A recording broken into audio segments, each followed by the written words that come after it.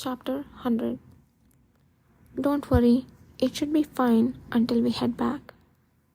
Speak up immediately if you feel the slightest discomfort. Okay. At the moment of his physical condition, Jimmy instantly fell silent.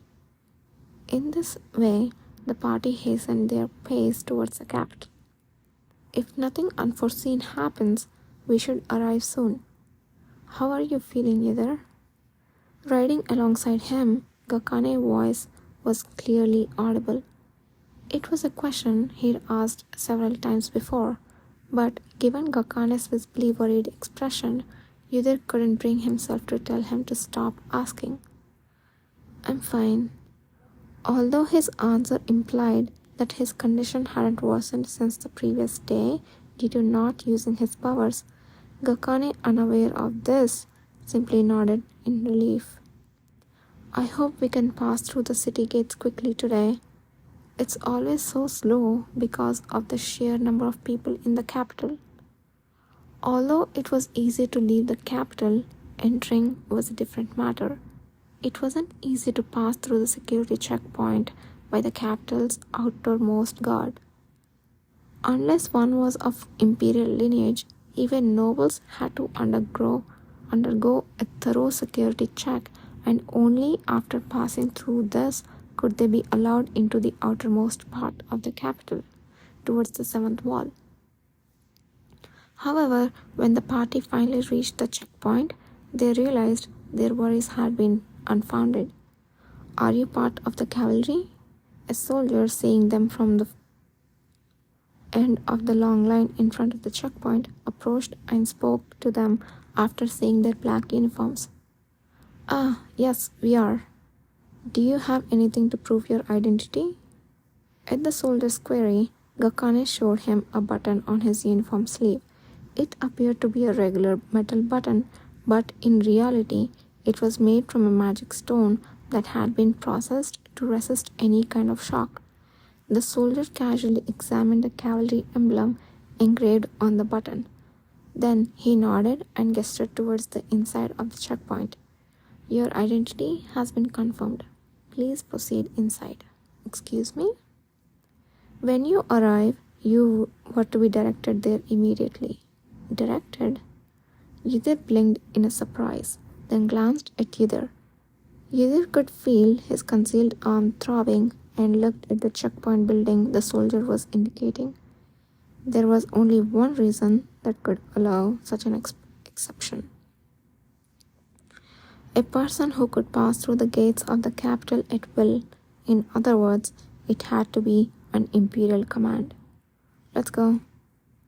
Yidar began walking, putting strength in his legs to keep himself from stumbling. The party quickly followed after handing all their reins to the soldier. I wonder who gave such an order. It's not just to let us pass, but why are they asking us to go there? Don't worry, it must be someone we know. Yidar lightly patted Jimmy's shrunken shoulders before stepping into the checkpoint. Everyone inside seemed to have been cleared out in advance, leaving the interior eerily quiet. Yidar locked eyes with a man slowly raising from his seated position. A beautiful white face, wise red eyes under golden lashes. The moment their eyes met, the persistent pain in his arm was forgotten. Exactly is the third day. Not in his usual white uniform, but dressed as befitting an imperial family member and a duke, Kishe rose with a captivating smile in his eyes that could bewitch anyone. Congratulations on safely returning from your mission. Commander! Jimmy's startled cry echoed from behind Yidar. Only then did Yidar regain his bearings and, along with his other comrades, bowed his head in salute. How did you get here? Thanks to this final letter that arrived this morning.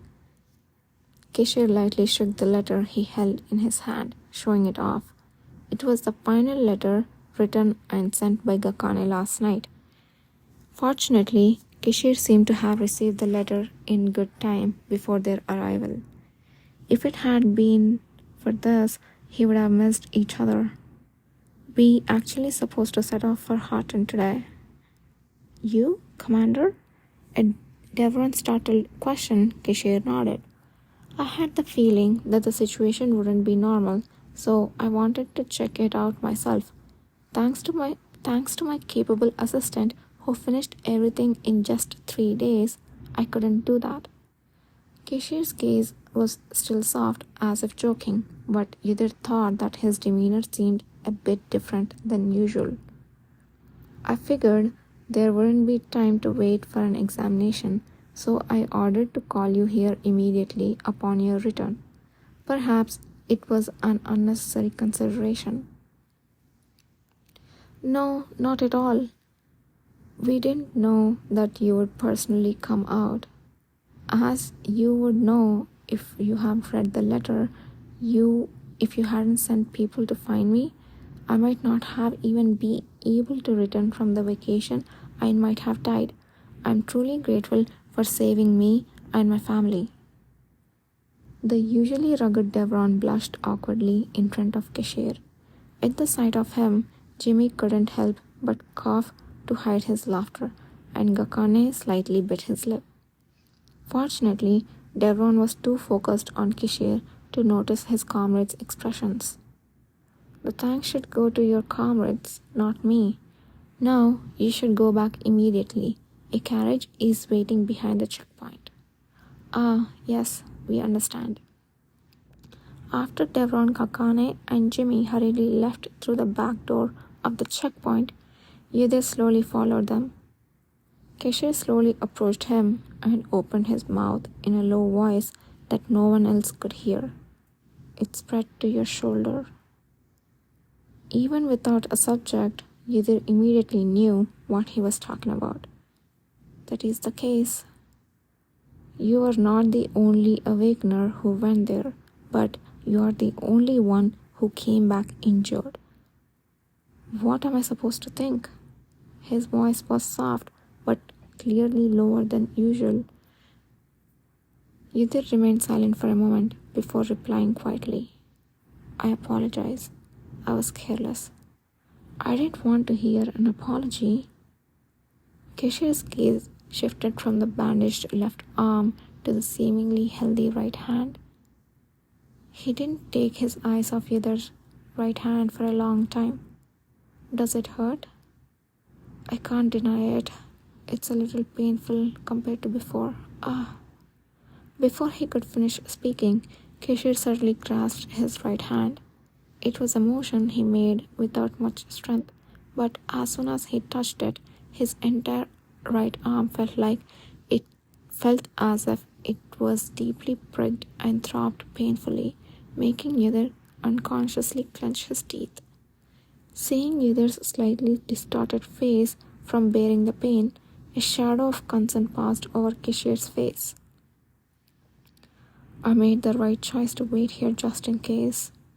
He released Yudhir's hand. Yudhir endured the tingling pain and looked up at Kishir.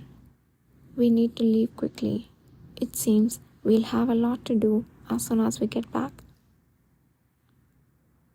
Welcome back.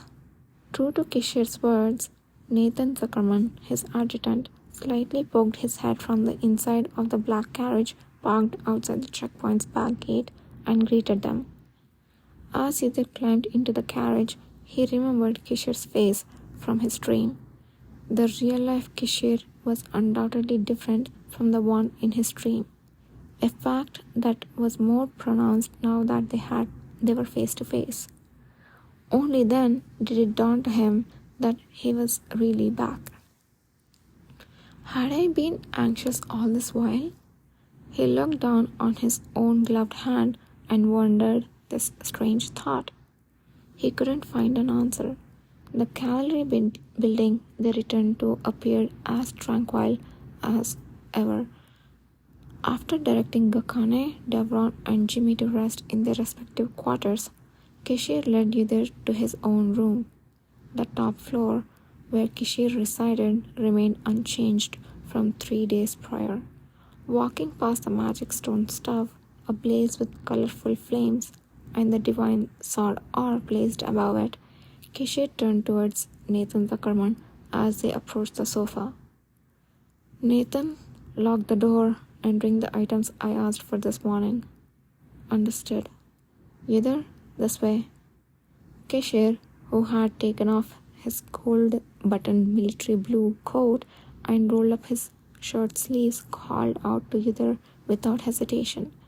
Seeing him not only roll up his sleeves but also undo his cravat, Yidhar began to doubt what he intended to do. What are you planning to do? What else could I be doing? Kishore retorted briefly and opened his mouth as he turned to Yidhar. Aren't you undressing? Just rolling up the sleeve won't be enough to see how far the spot has spread. Ah, yes. Yidhar sat on the sofa and took off his uniform. As was the case yesterday, his undressing was considerably slower than usual due to the injuries on both hands. After failing to undo the buttons twice, Kishore, who was watching, frowned as if he had realized something. Ah, I see. Both arms. Put your hands down. I'll help. I'm fine. I can do it myself. Do I have to order you even for such things? There was nothing he could do once the word order was mentioned.